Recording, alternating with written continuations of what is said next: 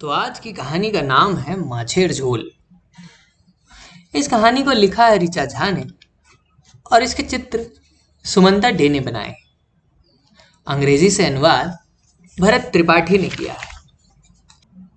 तो चलो सुनते हैं कहानी माछेर झोल। बाबा का माथा बुखार से तप रहा था।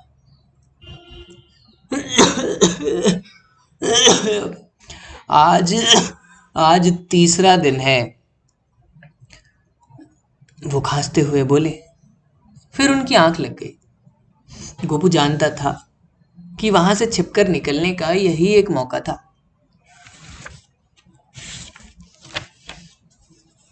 वो इतवार की सुबह थी। सिर्फ रोबी काकू की दुकान ही खुली थी। गोपू के घर से 742 कदम दूर। इससे पहले वो कभी इतनी दूर अकेले नहीं आया था। पर आज उसके मन में कुछ और ही चल रहा था। वो उम्मीद कर रहा था कि उस पर किसी का ध्यान न जाए, पर किसी ने उसे देख ही लिया। गोपू, तुम?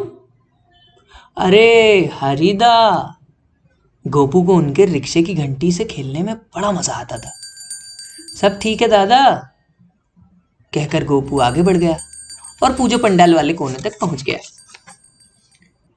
सुबह की आरती हो रही थी। माँ दुर्गा गोपू की तरफ देख मुस्कुराई। बाबा कहते हैं वो आशीर्वाद देते समय हमेशा मुस्कुराती है। गोपू ने आगे बढ़ते हुए सोचा।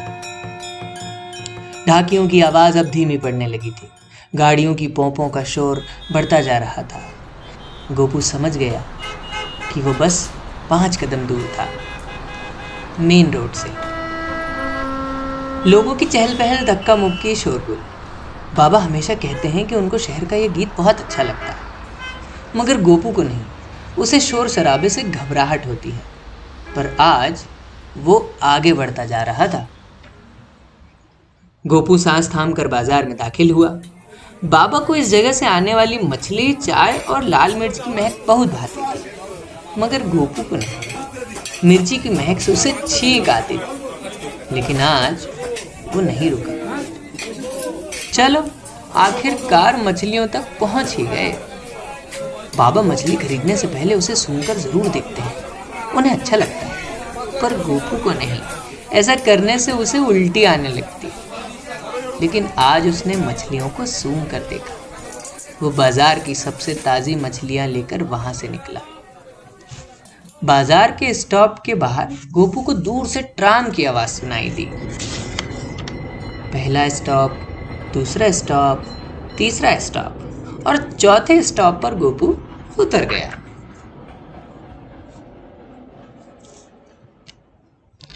गोपू को दीदा के घर की सीलन भरी दीवारों को छूना बहुत अच्छा लगता था।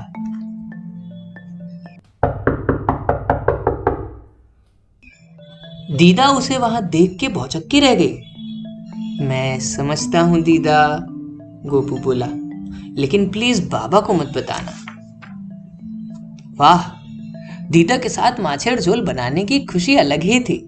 राई को पीसकर उसका पेस्ट बना लिया गया, लाल मिर्ची के पीछे छिड़क दिए गए और मछली तेल में तलाने लगी। गोपू छींकता रहा, खांसता रहा। उसकी आंखों से पानी आने लगा, पर फिर भी उसे बहुत मजा आ रहा था।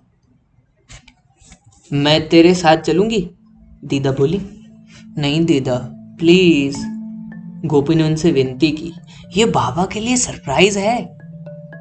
फिर भी दीदा को गोपू की चिंता हो रही थी। उसने भरोसा दिलाया कि वो बहुत ध्यान से जाएगा।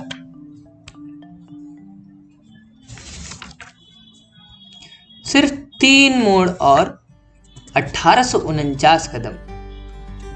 फिर वो बाबा को उनका मनपसंद खाना दे पाएगा। बाबा कितने खुश हो जाएंगे। जब गोपू घर पहुंचा तो उसे वहां कुछ गड़बड़ लग रही थी।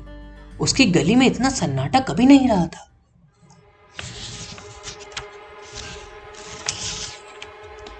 गोपू, बाबा गरजे। बाबा काफी देर तक गुस्से और चिंता में पूरा भला कहते रहे। गोपू को अंदाजा नहीं था कि बाबा को इतना गुस्सा भी आ सकता था। फिर अचानक बाबा चुप हो गए और इससे पहले कि गोपू कुछ समझ पाता, बाबा ने उसे अपनी बाहों में भर लिया। कौन भरोसा करेगा कि तुम देख नहीं सकते गोपू, बाबा ने कहा। तुमने ये सब अकेले कैसे कर लिया? मेरे साथ तुम जो थे बाबा, तुमने मुझे सब कुछ पहले ही दिखा दिया था, गोपू बोला। इतना स्वादिष्ट माछेर झोल उन लोगों ने कभी नहीं खाया था। गोपू ने बाबा को गाड़ियों की पोंपों, मछलियों और ट्राम के बारे में खूब बताया। विश्वास नहीं होता, बाबा ने कहा।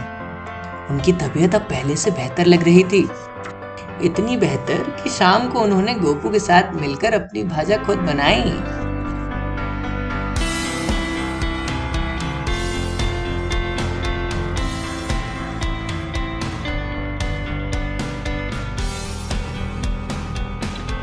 तो ये थी आज की कहानी। तुम्हें ये कहानी कैसी लगी हमें कमेंट करके जरूर बताना, और अगली कहानी तुम कौन सी सुनना चाहते हो वो भी बता देना। तो जल्दी मिलते हैं एक और नई कहानी के साथ।